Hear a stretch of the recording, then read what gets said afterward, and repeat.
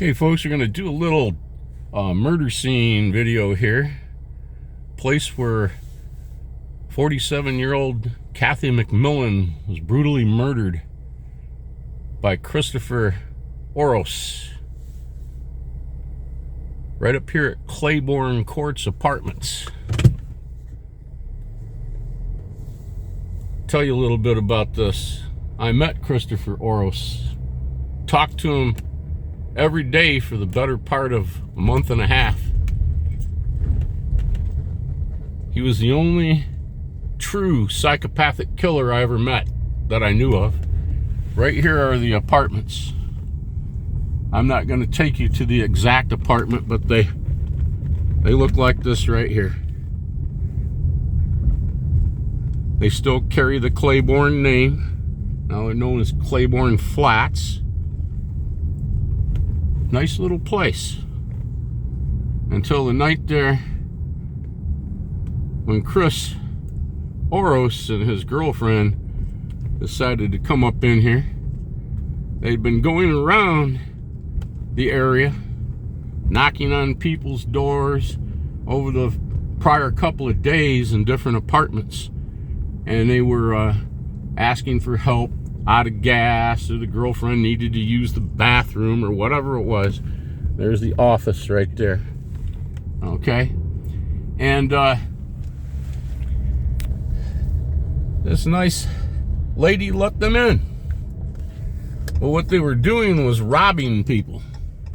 Namely, they were trying to pick out elderly people and try to rob them for their meds or whatever they had, mostly meds. That's what he told me. And yeah, they get in there and they notice that there's medicine bottles and he needs to use the phone. Well, he goes up in the front room of the house and he turns the TV up real high. Okay? The lady says, well, that's not where it is. Don't do that. They're out here. Well, they went round and round and he pulled a knife out of the knife block, you know what you have in your kitchen with an assortment of knives in it, and he took the large one and he stabbed this woman 28 or 32 times. And then they removed her body into the bedroom and they went away for a while. The neighbors heard some commotion but didn't really think much about it, and they took off and they went back over to Battle Creek area where they were living, and they actually got cleaned up, used some of the money that they stole from this woman's purse and went and got dinner, and then they picked up some accelerant. Now he told me a couple of gallons of Coleman fuel. That's right out of the horse's mouth. And then they went back to this place that was a little later, of course. People were now wondering, well, what's these people, doing this late, whatever, and they went in and they doused the lady's body and then lit it on fire. And they came out and they basically walked right into the arms of the police that had been called a little earlier.